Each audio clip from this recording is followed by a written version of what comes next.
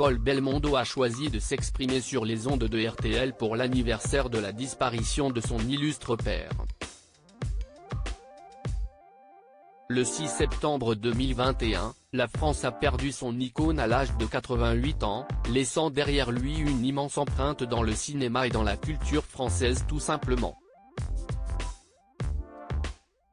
Son fils est revenu sur la mort de Jean-Paul Belmondo, sur sa discrétion et son deuil entre nostalgie et difficulté.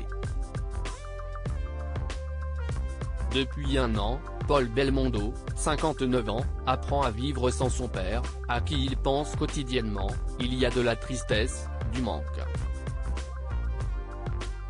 Est-ce qu'on se protège de ça? Non. Bien sûr que le temps fait son œuvre, on apprend à vivre. Il explique au micro de Steven Bellery pourquoi il a choisi de rester discret dans les médias, par pudeur, je ne sais pas.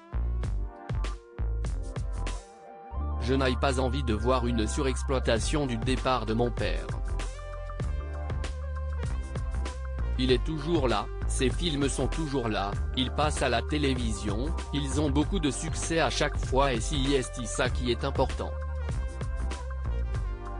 Le fils de Jean-Paul Belmondo et de la danseuse étoile Élodie Constantin partage les difficultés d'autres enfants de légende, David Hallyday et Laura Smet.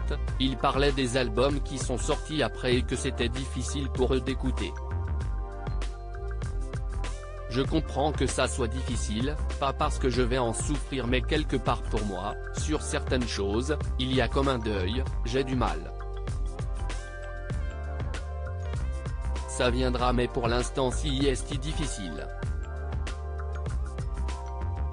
Pour se souvenir de l'homme et non pas de l'acteur que tout le monde connaît, Paul Belmondo se plonge dans les archives personnelles, regardant les photos de famille. Il en a partagé de nombreuses sur son compte Instagram.